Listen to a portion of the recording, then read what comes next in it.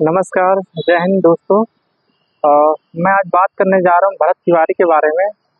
भरत तिवारी एक ऐसा नाम है जिसके बारे में बिहार के लोग ही नहीं, दिल्ली या लखनऊ या मुंबई के लोग नहीं, पूरे इंडिया इस चीज़ को जानता है कि भरत तिवारी क्या था।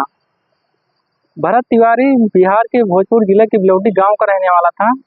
वो वहाँ के रहने वाले लोगों के लिए आवाज़ उठाता था। वहाँ के जो गरीब घर के लोग हैं, जिनको खाने पीने के लिए पैसा नहीं है, जिनको एक गड्ढे के अंदर उनको ज़मीन दे दी गया रहने के लिए, लेकिन वहाँ पे इतना नीचे है वो कि वहाँ पे बारिश के दिनों में वहाँ पानी इतना भर जाता है कि लोगों का रहना मुश्किल हो जाता है।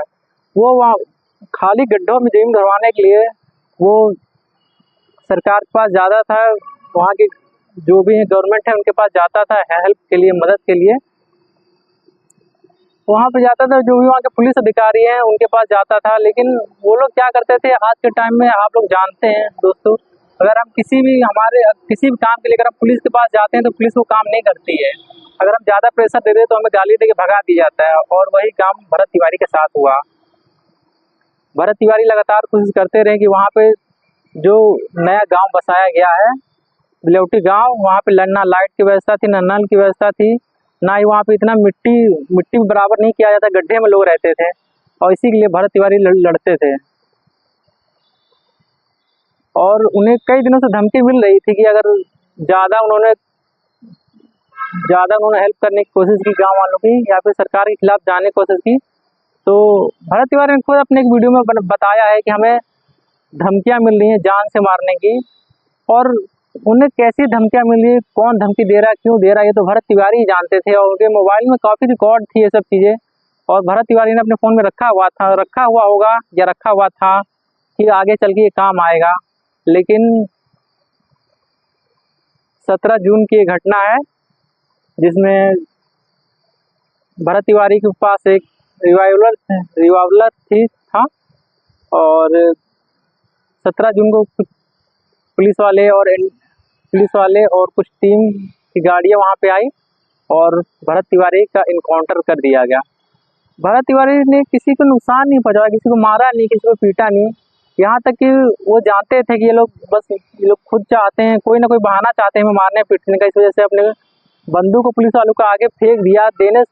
बंदूक फेंकने से पहले उन्होंने बोला कि हम आपको अपने हवाले कर रहे हैं, आपके हवाले कर रहे हैं। उन्होंने बंदूक को उनके सामने उनके कदमों पर फेंका, और पुलिस वाले ने जैसे वो बंदूक उठाने की कोशिश की, और भरत तिवारी जो फेसबुक लाइव कर रहे थे उनका लाइव बंद हो गया। दोस्तों, आज के टाइम पे संविधान हमें इस चीज़ का हक देता है कि अगर कोई कितना भी बड़ा आतंकवादी हो, चाहे पाकिस्तान का हो चाहे चीन का हो, उसको भी पुलिस वाले जान से नहीं मार सकते हैं। उनको कानून के अंतर्गत काम करना पड़ता है, कोर्ट में सजा देती है मुजरिम को क्या करना है क्या नहीं करना है। लेकिन पुलिस वालों की इतनी गुंडागर्दी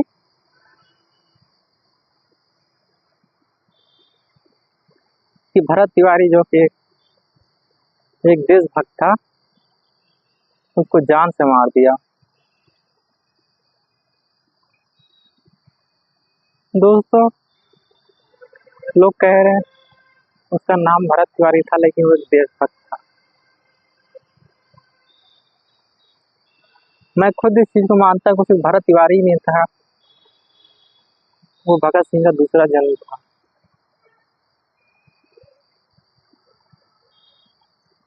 दोस्तों, हम जिस तरह की पुलिस गुंडागर्दी कर रही है और सरकार गुंडागर्दी कर रही है, हमें लगता है अगर हम जल्दी अपने कदमों पर ना खड़े हुए, अब वक्त आ गया कि हमें अपने हाथों में हथियार ले लेना चाहिए। क्योंकि अगर हम अपने हाथों में हथियार नहीं लेंगे तो कल भरत तिवारी की हत्या हुई थी, परसों हमारी हत्या हो जाएगी, और फिर परसों किसी और की हत्या हो जाएगी। हथियार उठाना गलत बात है, हमें नहीं उठाना चाहिए, लेकिन पुलिस कभी कभी इतना मजबूर कर देती है। कोई माँ की पेट से मुजरिम बन के नहीं आता है। यहाँ की परिस्थितियाँ हमें सिखा देती हैं कि हमें बंदूक उठाना है कि नहीं उठाना है। अगर अगर भरत तिवारी के बंदूक उठाने से पहले वहाँ के क्षेत्र में सब काम कर दिया जाता, तो भरत तिवारी को जरूरत नहीं पड़ती बंदूक उठाने की। लेकिन वहाँ के लोगों ने काम किया ही नहीं, वो चाहते ही नहीं कि वहाँ का काम हो। लेकिन दोस्तों, भरत तिवारी इसको बर्दाश्त नहीं कर पाया। उसके बाद जितनी क्षमता थी उतना तो उसने काम किया ही, लेकिन जो काम वो नहीं कर पाया उसके लिए उसने आवाज़ उठाया और उसकी हत्या कर दी गई, जिसको इनकाउंटर का नाम दिया गया। लेकिन हमारे देश की ऐसी कानून व्यवस्था है, मोदी, जो लोग मोदी बोलते हैं, योगी बोलते हैं, कहते हैं कि मोदी योगी काल में सब कुछ सही चल रहा है। आजकल की गोदी मीडिया मोदी काल बताती है, कहती मोदी युग चल रहा है। हमारे जो सांसद रवि किशन, वो कहते हैं कि मोदी योगी होते तो हमारा देश कब तक विकसित हो गया होता। दोस्तों, लोग अपनी कुर्सियों को बचाने के लिए आपका खून भी पी जाएंगे। अगर आप चाहते हैं सब कुछ ठीक हो जाए तो आपको जाति देख के और हीरो हीरोइन को देख के वोट नहीं करना है। आपको वोट करना है कि कौन हमें रोजगार दे रहा है कि नहीं दे रहा है, कौन हमारी बात सुन रहा है, कौन कुर्सी पाने के बावजूद भी हमारे दरवाजे पे आ रहा है कि नहीं आ रहा है। दोस्तों, पूरे देश के लोग भरत तिवारी को इंसाफ दिलाने के लिए आवाज़ उठा रहे हैं।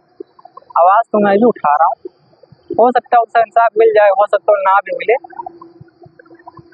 अगर एक भरत तिवारी को इंसाफ मिल जाएगा तो फिर कोई दूसरा भरत तिवारी आएगा, कोई तीसरा भरत तिवारी आएगा, और ये तब तक होता रहेगा जब तक हमारे देश से क्राइम मिट नहीं जाता। हमारे देश से क्राइम तभी मिटेगा जब एक अच्छी सरकार आएगी, और अच्छी सरकार तभी आएगी जब आप लोग वोट देने के टाइम पे अपनी जाति के लोगों को वोट नहीं देंगे। वोट उसको देंगे जो काम के लायक है, जो आपको रोजगार दे, जो आपकी बात को समझे।